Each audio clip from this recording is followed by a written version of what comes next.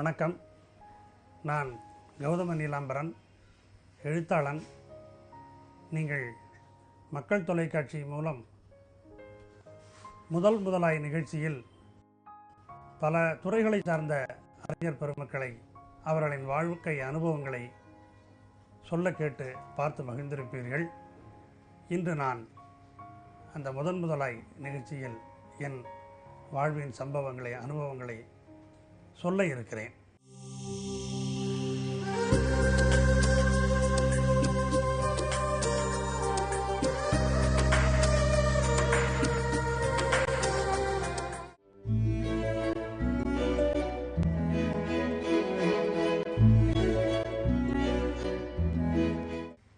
முதலாய் எழுத்தாளனாக வேண்டும் என்ற ஆசை எனக்கு தோன்றியவுடன் நான் கவிதைகள் தான் எழுதத் தொடங்கினேன். வானம் என்ற தலைப்பில் ஓர் கவிதை. அது வானம், நீல வானம், கடவுள் மறைந்திருக்கும் வானம், கலைகள் சொல்லும் வானம் என்றெல்லாம் அந்த வானத்தை பற்றி, வானத்தின் சிறப்பை பற்றி சொல்லுவதாக ஒரு அருமையான கவிதை. நிலவு ஏன் 30 நாட்களிலும் தோன்றக்கூடாது? ஏழைகளின் வாழ்விலே ஏன் அது வெளிச்சம் தரக்கூடாது? இருளிலே பலர் முடங்கி கிடக்க நேருகிறதே என்றெல்லாம் வானத்தை பற்றியும் நிலவை பற்றியும் நான் எழுதிய அந்த கவிதை முல்லைச்சரம் பத்திரிகையிலே முதலாக பிரசுரமாயிற்று. அது என் எழுத்து கனவுகளுக்கு, கவிதை கனவுகளுக்கு ஓர் உயரிய அங்கீகாரமாக அமைந்தது.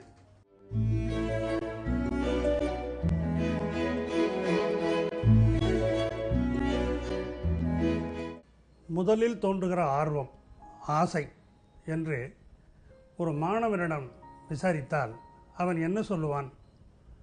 டாக்டர் ஆகணும், படித்து இன்ஜினியர் ஆகணும். ஏன்னா பள்ளியிலேயே கூட கட்டுரைகளில் நான் முதல்வரானால், நான் ஜனாதிபதியானால் என்றெல்லாம் கட்டுரைகள் எழுதுகின்ற வாய்ப்பெல்லாம் உண்டு. இப்படி ஆசைகள் நிறைய இருக்கும். எனக்கு கூட அப்படி நிறைய ஆசைகள். ஆனால் இது எல்லாவற்றையும் ஒருவன் வாழ்வில் சந்திக்க முடியாது. டாக்டர் ஆகுது, இன்ஜினியர், ஏதாவது ஒன்று தான் ஆகலாம். ஆனால் எல்லாமும் ஆகக்கூடிய ஒரு வாய்ப்புங்கிறது திரைத்துறையில் தான் இருக்குது. ஒரு திரைக்கலைஞன் திரைப்படங்களில் நடிக்கும் பொழுது அவன் எல்லா பாத்திரங்களும் தோன்றி நடிக்கலாம், புகழ் பெறலாம். அதனால் அந்த சிறு வயதில் எனக்கு கூட முதல்ல ஒரு திரைக்கலைஞன் ஆகணுங்கிற ஆர்வம் தான் அதிகமாக இருந்தது. அந்த வேட்கையை என்னால் தவிர்க்க முடியல. அதற்கு காரணம் கூட, நான் சிறு வயதிலேயே புகழ்பெற்ற நவாப் ராஜா மாணிக்கம் பிள்ளை கம்பெனியில் போய் கொஞ்ச நாள் நடிச்சுக்கிட்டு இருந்தேன், வீட்டுக்கு தெரியாமல் ஓடி போய். ஆனால் அந்த கனவு கலைந்து விட்டது. அவர்கள் என்னை திரும்பவும் அழைத்து கொண்டு சென்று பள்ளிகளை அடைத்து வைத்து விட்டார்கள். அதனால் அந்த பாலபருவத்திலே அந்த ஆர்வம், கனவு கலையவில்லை. அந்த ஆர்வத்திற்கான வாய்ப்புகளுக்கு நான் முயற்சி செய்வதற்காக ஒரு சின்ன தடை ஏற்பட்டு விட்டது.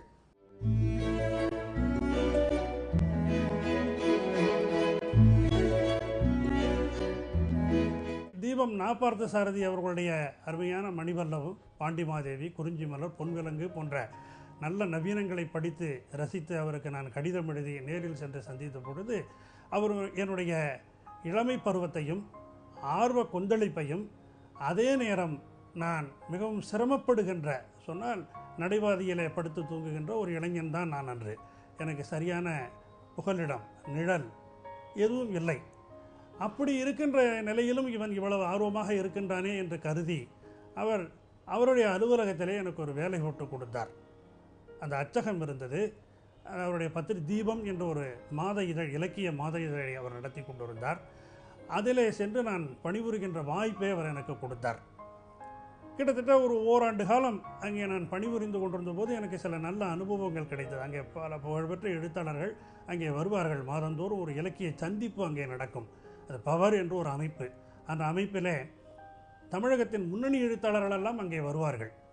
அந்த அலுவலகத்தின் மாடியிலே ஒரு ஜமக்காலத்தை விரித்து போட்டு அதில் அமர்ந்து கொண்டு சூடான விவாதங்கள் எல்லாம் நடக்கும். பெரியவர் கீவாஜா போன்றவர்களெல்லாம் வருவார்கள். அந்த காலத்தில் பத்திரிகைகளில் தொடர்கதைகள் எழுதி பிரபலமாக இருந்த பல எழுத்தாளர்களையும் அங்கே நான் சந்திக்கின்ற வாய்ப்பு கிடைத்தது. நான் திரையுலக கனவுகளோடு தான் இருந்தேன் என்று சொன்னாலும் அதிர்ஷ்டவசமாக எனக்கு எழுத்தாளர்களை சந்திக்கின்ற அந்த வாய்ப்பு கிடைத்தது மிகவும் மகிழ்ச்சிகரமாக இருந்தது. எனவே காலப்போக்கில் ஒரு ரசவாதம் என்பார்களே, அதை போல படித்து அந்த ஈடுபாடுகளால் நான் பிறகு கதைகள் எழுத துவங்கினேன். அப்படி நான் எழுதிய முதல் கதை புத்தரின் புன்னகை என்ற ஒரு சிறுகதை. அது சுதேசமித்திரன் நாளிதழின் வார அனுபந்தத்திலே வெளியானது. இதுதான் எழுத்துலகில் நான் எடுத்து வைத்த முதல் அடி.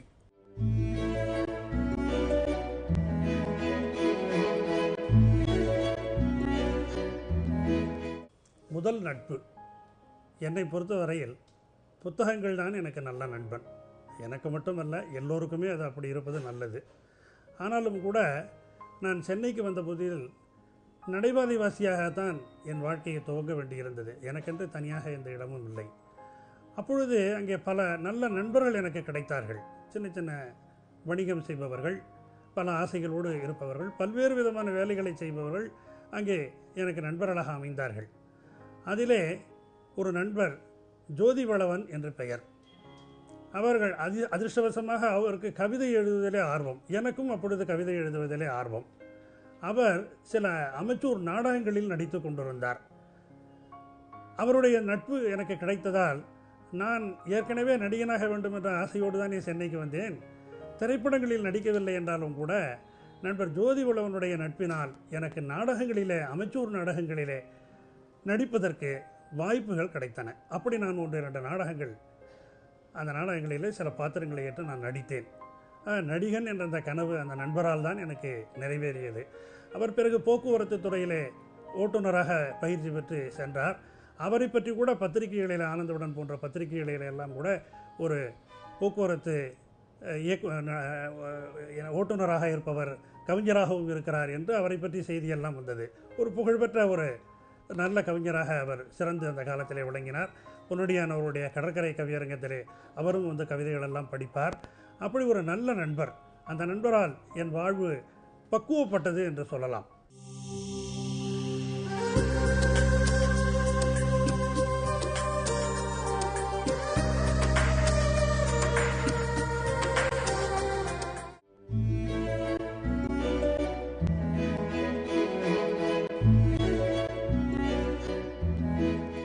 முதல்ல சிறுகதைகள்லாம் நிறைய எழுதிக்கிட்டு இருந்தேன். அவையெல்லாம் நல்ல புகழ்பெற்ற பத்திரிகைகளில் வந்தது. அதில் நிறைய சரித்திர சிறுகதைகளாக இருந்தது. கலைமகள் மாதிரி பத்திரிகைகளில் அட்டைப்பட கதையாகவே என்னுடைய கதைகளில் இப்போ இடம்பெற்றது. அந்த காலத்தில் கலைமகள் மாதிரி பத்திரிகையில் கதை வர்றது மிகப்பெரிய விஷயம்னு சொல்லுவாங்க. அப்போ அக்பர் தான்சேனை பற்றி, ரஜபுதனி இளவரசிகளை பற்றிலாம் என்னுடைய சிறுகதைகள் 1-2 வந்தது. சத்ரபதி சிவாஜி போன்றவர்களை பற்றிலாம் வந்தது. ஆனால் அப்போ ஒரு விமர்சனம் சில பேர் சொன்னாங்க. பொதுவாகவே சரித்திர சிறுகதைகள் கல்கி, சாண்டில்யன், விக்ரமன் போன்றவர்களுடைய அருமையான சரித்திர நவீனங்கள்லாம் அப்போ புகழோடு இருந்த நேரம். ஆனால் சில பேர் ஒரு விமர்சனம் சொல்லிகிட்டு இருந்தாங்க. என்ன சொன்னாங்கன்னா, இலக்கிய கூட்டங்களில் இருக்கிற சரித்திர கதைகளில் சமூக பிரஜை இருக்கிறதில்ல, அது வேறு ராஜாராணி கதை என்றெல்லாம் சொன்னார்கள். அதை என்ன மாதிரி இருக்கிறவங்களால அதை ஏற்க முடியல. என்ன காரணம் அப்படின்னு சொன்னால், சரித்திரம் என்பது நேற்றைய சமூகம் தானே, நேற்றைய சமூகத்தின் பிரச்சனைகளை தானே அது சொல்லுகிறது. ஒரு அரசனுக்கு நேர்ந்த பிரச்சனை என்பது அன்றைக்கு ஏற்பட்ட பாதிப்பு இன்றைக்கும் நம்மை வந்து தொடத்தானே செய்யும். ஆக இன்றைய சமூகம் என்பது நாளைய சரித்திரமாக மாறிவிடுகிறது. எனவே அந்த விமர்சனத்தை, சரித்திர கதைகளுக்கு சமூக பிரச்சனை இல்லை என்ற அந்த விமர்சனத்தை என் போன்றவர்களால் ஏற்க முடியவில்லை. எனவே நான் ஒரு அருமையான சரித்திர நவீனத்தை எழுத முயற்சி செய்தேன். முதலாக அது ராஜாராணியெல்லாம் திருமலை நாயக்கர் காலம் அது. ஆனால் கதாநாயகன் ஒரு சாதாரண பரதவ இனத்து இளைஞன். இன்றைக்கு சொல்லுகிறார்கள் அல்லவா, தென்கடலிலே மீனவர்கள் எவ்வளவு துன்பம், ஈழப் பிரச்சனைகளிலே இலங்கை எவ்வளவு துன்பம் நாளிதழிலே நாம் பார்க்கிறோம். இதை போல் அந்த காலத்தில் போர்ச்சுகீசியர்கள் வந்து இறங்கிய நேரம். வெள்ளையர்கள் என்றால் ஏதோ இங்கிலாந்துக்காரர்களைத்தான் நாம் பிறகு சொல்லிக் கொண்டிருக்கிறோம். ஆனால் முதலிலே போர்ச்சுகீசியர்கள், டச்சுக்காரர்கள் என்றெல்லாம் பலர் ஐரோப்பிய நாட்டுக்காரர்கள் இங்கே வந்தார்கள். பிறகுதான் அந்த பிரிட்டிஷ்காரர்கள் இங்கே வந்தார்கள். அப்படி போர்ச்சுகீசியர்களும் டச்சுக்காரர்களும் மாறி மாறி கடற்கரை ஓரங்களிலே வந்து குவிந்து கொண்டிருந்த நேரத்திலே உள்நாட்டு அரசு, கடற்கரை வாழ் பரதவ மக்கள் பல பிரச்சனைகளை சந்திக்க நேர்ந்தது. அது மதமாற்றம் போன்றவைகளெல்லாம் அதில் உள்ளடங்கியது என்று சொன்னாலும் கூட வாழ்க்கை போராட்டம். ஒரு உதாரணம், முத்து இங்கே கிடைக்கிறது, செல்வ வளங்கள் இந்த கடலிலே இருக்கிறது. அவைகளையெல்லாம் அவர்கள் சுதந்திரமாக அனுபவிக்க முடியாமல், நம் பரதவர்கள் அனுபவிக்க முடியாமல், அவர்கள் கள்ளவாணிபம் என்று சொல்வார்களே, அதை போல கடத்தி கொண்டு செல்வது என்றெல்லாம் ஒரு அன்றைய நேர சமூக பிரச்சனைகள் இருந்தது. எனவே திருமலை நாயக்கர் இந்த பரதவ மக்களுடைய வாழ்க்கை போராட்டங்களிலே பங்கு பெறவில்லையே, ஐரோப்பியர்களிடம் நம்மை விட்டுவிட்டாரே, போர்ச்சுகீசியர் போன்றவர்களிடம் விட்டுவிட்டாரே என்று கொந்தளித்து எழுகின்றான் ஓர் பரதவ இளைஞன். அவனை கதாநாயகனாக வைத்துக்கொண்டு நான் சேதுபந்தனம் என்ற வரலாற்று நாவலை எழுதினேன்.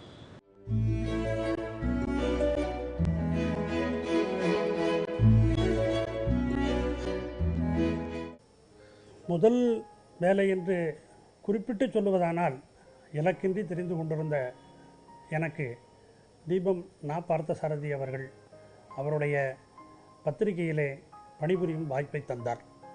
அதுதான் நான் குறிப்பிட்டு சொல்லக்கூடிய என்னுடைய முதல் வேலை என்று பெருமைப்படலாம். அந்த பத்திரிகையிலே நான் முதலில் ஒரு சிறுகதை எழுதி அவரிடம் கொடுத்தேன். அவர், இல்லை, இந்த மாதிரி சிறுகதைகள்லாம் இப்போ நீ எழுதி என்கிட்ட கொடுக்கக்கூடாது, நீங்கள் முதல்ல பயிற்சி எடுத்துக்க, பிறகு நிறைய எழுத்தாளனா நீ வரலாம் என்று சொன்னார். அது மட்டும் அல்லாமல் எனக்கு எழுதுகின்ற வாய்ப்பை வேறு விதமாக அவர் தந்தார். அந்த பத்திரிகையிலே அஞ்சரைப்பட்டி, ஆரங்கம் என்றெல்லாம் சில பகுதிகள் இருந்தன. மாதந்தோறும் வருகிற பத்திரிகைகளிலே வருகிற சிறுகதைகளை எல்லாம் படித்துவிட்டு முதல் இடம், இரண்டாவது இடம், மூன்றாவது இடம் என்று குறிப்பிட்டு எழுதுவது, தீபாவளி மலர்களை விமர்சனம் செய்து எழுதுவது, திரைப்படங்களுக்கெல்லாம் விமர்சனம் செய்கிறார்கள் அல்லவா, அதேபோல் வார இதழ், மாத இதழ்களில் வருகின்ற படைப்புகளை விமர்சித்து மாதந்தோறும் ஒரு கட்டுரை வெளியாகும். அப்படி நான் ஒரு முறை கட்டுரை அதை எழுதினேன். அதை அவர் வெளியிட்டார். அதேபோல் அந்த ஆரங்கம் பகுதிக்காக அந்த காலத்திலேயே நான் மிக சிறுவனாக இருந்த ஒரு 20-22 வயது இளைஞனாக நான் இருந்த பொழுதே ஏபி நாகராஜன் அவர்கள், திருவிளையாடல் படமெல்லாம் வந்திருந்த நேரம், அந்த இயக்குனர் ஏபி நாகராஜன் அவர்கள், பாலச்சந்தர் அவர்கள், பாலமுருகன், வசனகர்த்தா பாலமுருகன், பஞ்சு அருணாச்சலம், ஏஎஸ் பிரகாசம் போன்றவர்களெல்லாம் அப்பொழுது அவர்களெல்லாம் மிகவும் அவருடைய படங்களெல்லாம் புகழ்குடி நாட்டி கொண்டிருந்த காலகட்டம் அது. அந்த நேரத்திலே அவர்களுடைய இலக்கிய ஆர்வம், அவர்கள் பிடித்த இலக்கிய படைப்புகளை பற்றியெல்லாம் ஒரு குறும் நேர்காணல் என்று சொல்லலாம், ஒரு சின்னதாக அவர்கள் சொல்லுகின்ற அந்த தகவல்களை தொகுத்து வெளியிடுவது. அப்படி எனக்கு பலரையும் சந்திக்கின்ற வாய்ப்பு, அது மாத இதழ், அடிக்கடி பலரையும் சந்திக்கின்ற அந்த வாய்ப்பு எனக்கு கிடைத்தது. அது என்னை இலக்கிய பிரமுகர்களை, கலை உலக பிரமுகர்களை எல்லாம் சந்திப்பதற்கான ஒரு வாய்ப்பாகவும் அமைந்தது. எழுத்திலே என்னை நான் வளப்படுத்தி கொள்ள, கூறு சீட்டி கொள்ள, ஒரு நல்ல எழுத்தாளனாக உருவாவதற்கு, நல்ல கோணங்களிலே பிரச்சனைகளை, சமூக பிரச்சனைகளை சிந்திப்பதற்கு எல்லாம் அது ஒரு வாய்ப்பை அமைத்து தந்தது என்று சொல்லலாம்.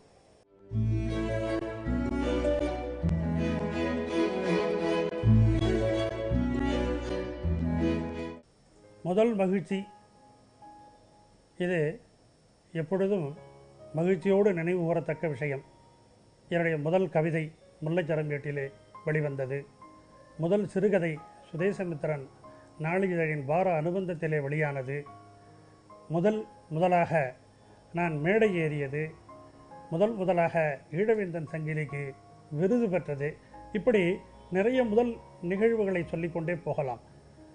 ஆனால் நான் துவக்கத்திலே சொன்னேன், எனக்கு ஒரு திரைக்கனவு இருந்தது, திரைப்பட நடிகனாக ஆக வேண்டும் என்றெல்லாம் ஆசைப்பட்டு தான் சென்னைக்கு வந்தேன் என்று சொல்லி.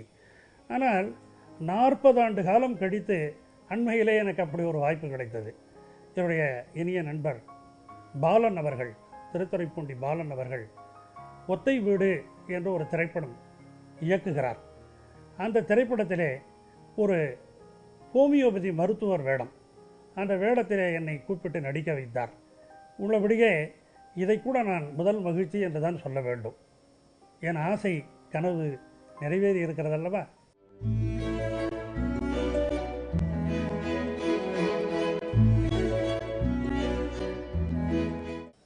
முதல் விருது ஈழவேந்தன் சங்கிலிக்கு அகில இந்திய எழுத்தாளர் சங்கம் கொடுத்த விருதுதான் குறிப்பிடத்தக்கதாக அமைந்தது.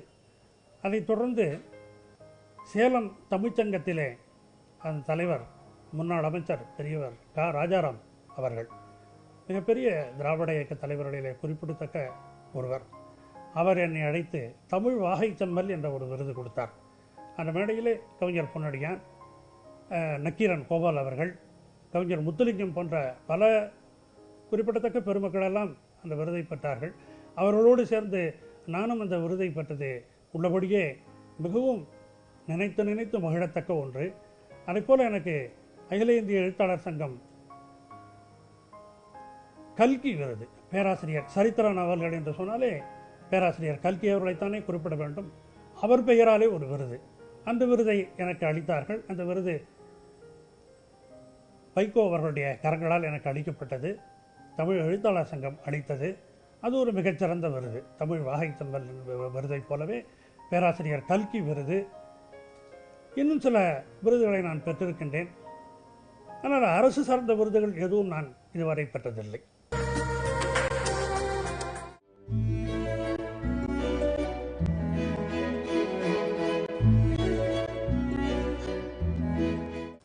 குருநாதர், குரு இல்லாமல் எந்த வித்தையும் பரிமளிக்க முடியாது. அந்த வகையில் உபநிடத காலங்களிலே தத்தாத்திரேயர் என்பவர் இருந்தார். அவர் சொல்லுவார், குரு என்று சொன்னால் ஒரு 30-40 குருவை அவர் சொல்லுவார். ஓரொரு வித்தையை யாரிடம் கற்றுக்கொள்ளுகிறோமோ அவர்களெல்லாம் நமக்கு குருதான். எடுத்தறிவித்தவன் இறைவன் என்றல்லவா நம்ம தமிழ் மரபு கொண்டாடுகிறது. அந்த வகையில் நான் குரு என்று எண்ணி மகிழத்தக்க வகையில் சிறு வயதில் எங்கள் ஊரிலே ஆடு மேய்த்து கொண்டிருந்த தங்கவேல் நாயக்கர் என்பவரை நான் கட்டாயம் குறிப்பிட வேண்டும். என்னுடைய தமிழ் அறிவுக்கெல்லாம் முதலிலே பிள்ளையார் சுடி போட்டவர் அவர்தான். அவர் மூலமாக ராமாயணம், மகாபாரதம் போன்ற கதைகளையெல்லாம் அவர் முழுவதுமாக எனக்கு சொல்லுவார். விவேக சிந்தாமணி பாடல்களையெல்லாம் மனப்பாடமாக அவர் சொல்லுவார். பல தமிழ் இலக்கியங்கள் பாடல்களால் ஆனது தானே. அவர் பாடல்களை, ஏன்னா அவர் ஒரு நாடக கலைஞரும் கூட. அவருடைய தொழில் ஆடு மேய்ப்பதாக இருந்தாலும் கூட இந்த கடை என்று சொல்வார்கள், ஆடுகளை கொண்டு கடை கட்டுவது என்று. அவரோடு இரவு நேரங்களில் நான் சென்று உட்கார்ந்து உரையாடி கொண்டிருப்பேன். நிலவு வெளிச்சத்திலே அவரோடு உட்கார்ந்து உரையாடி கொண்டிருப்பேன். ஒரு கோவில் சார்ந்த குடும்பம் எங்கள் குடும்பம். கோவிலுக்கு வெளியே வயல்கள், தோப்புகள் எல்லாம் இருக்கும். அவர் அங்கே இரவு நேரங்களில் வந்து இருப்பார். அவரோடு நாடக ஒத்திகையிலெல்லாம் பார்த்து கொண்டிருப்பார்கள். அவரோடு பழகிய பொழுது என் சிந்தனை கண் திறந்தது என்று சொல்லலாம். ஒரே பாதையில் வாழ்க்கை போய் கொண்டிருந்த பொழுது இலக்கியங்களின் மீது ஒரு ஆர்வம். எங்கள் வீட்டுக்கு எதிரே ஒரு ஆசிரியர் வீடு இருந்தது. அவர்கள் வீட்டில் இருந்த அந்த காலத்திலேயே நான் டாக்டர் மு வரதராசனாருடைய அகல் விளக்கு, மண்குடிசை, கள்ளோ காவியமோ போன்ற புத்தகங்களிலேயும் என்னுடைய உயர்நிலைப்பள்ளி பருவம் அது. அந்த பருவத்திலேயே அந்த புத்தகங்கள் படிக்க கிடைத்தது சாதாரண விஷயம் அல்ல. அவர் எழுதிய திருக்குறள் உரையைத்தான் மாணவர்களெல்லாம் அந்த காலத்திலே படிப்பார்கள். மிகச்சிறந்த மேதை. அங்கேயே என்னுடைய படிப்பு, வாசிப்பு துவங்கிவிட்டது. எனவே நான் டாக்டர் மு வரதராசனாரை குரு என்று சொல்லாமல் விட முடியுமா? அந்த ஆடு வைத்து கொண்டிருந்த அந்த தங்கவேல் நாயக்கர், நான் எழுத்துலகிலே பெரிதும் மதித்து போற்றுகின்ற தீபம் நா பார்த்தசாரதி அவர்கள், விக்ரமன் அவர்கள். நான் கோவி மணிசேகரன் அவர்களிடம் சொன்னேன், ஐயா நான் உங்களுக்கு ஒரு ஏகலைவன் போல என்று. ஏனென்றால் அவருடைய அற்புதமான தமிழ் சொற்கள், தமிழ் நடை, உரை நடையிலேயே கவித்துவம் பொங்க பொங்க எழுதுவார். சரித்திர நவீனங்களை கோவி மணிசேகரன் எழுத அதை படித்தவர்களெல்லாம் பாக்கியவான்கள் என்று சொல்ல வேண்டும். இப்படி பல குருநாதர்கள் எனக்கு உண்டு. ஒரு குருநாதர் என்று சொல்லக்கூடாது என்று இல்லை. அப்படி எடுத்து சொல்லுவதென்றால் நான் தீபம் நா பார்த்தசாரதி அவர்களைத்தான் சொல்லுவேன். மற்றபடி நான் பல பேரை குருநாதர்களாக என் மனத்துக்குள்ளே இன்னமும் பறித்து கொண்டு வணங்கி மகிழ்கின்றேன்.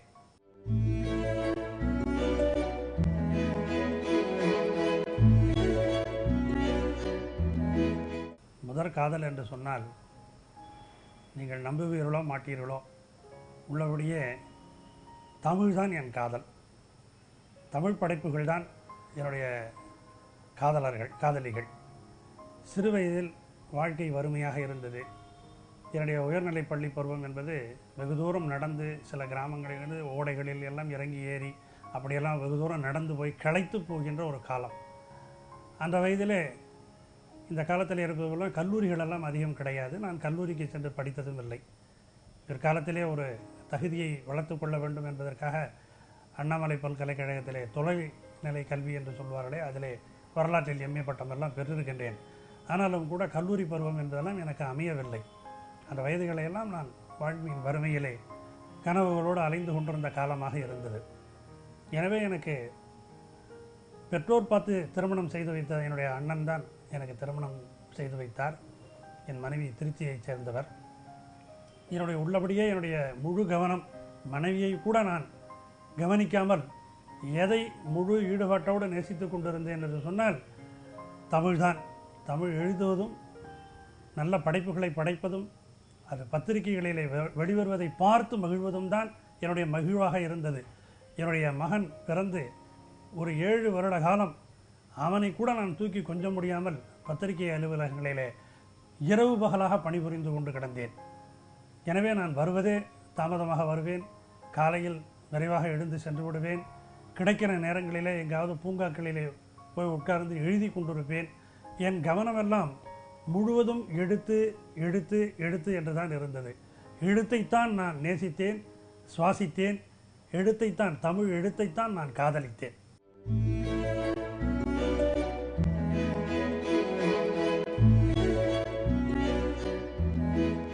முதல் மாத சம்பளம் என்று சொன்னால் நான் தீபம் பார்த்த சாரதி அவர்களிடம் பணிக்கு சேர்ந்த பொழுது கிடைத்த மாத சம்பளம் என்பது 60 ரூபாய். ஒரு நாளைக்கு 2 ரூபாய். இது 1968 மையத்திலே இந்த சம்பளம் நான் பெற்றேன். ரொம்ப நல்ல ஒரு ரூபாய்க்கு 10 பைசாவுக்கு இட்லி, 10 பைசாவுக்கு வடை, 10 பைசாவில் 15 பைசாவுக்கு தோசை. ஒரு ரூபாங்கிறது சாப்பாடே 1 ரூபா தான். அந்த மாதிரி ஒரு காலம். இருந்தாலும் சிரமம்தான், குடும்பமெல்லாம் நடத்த முடியாது. ஒரு 10 வருட காலம் அப்படித்தான் நான் இருந்தேன். கடைசியாக நான் அவரிடம் வாங்கியது 1975 என் திருமணம் ஆன பிறகு கூட 150 ரூபாய் தான் மாத வருவாய். இப்படி தான் என்னுடைய வாழ்க்கை ஓடிக்கொண்டிருந்தது. நான் இப்பொழுது 63 வயதாகிறது. பத்திரிகை பணியிலிருந்து ஓய்வு பெற்று விட்டேன். நான் கடைசியாக வாங்கிய சம்பளம் என்று சொல்ல வேண்டும் என்றால் ஒரு சில ஆயிரங்கள் தான், 5000 ரூபாய் என்று குறிப்பிட்டு சொல்லலாம். அவ்வளவுதான். அந்த காலத்துலலாம் சம்பளம் ரொம்ப கம்மி தான். என்னுடைய முதல் வருவாய் என்பது மாதம் 60 ரூபாய்.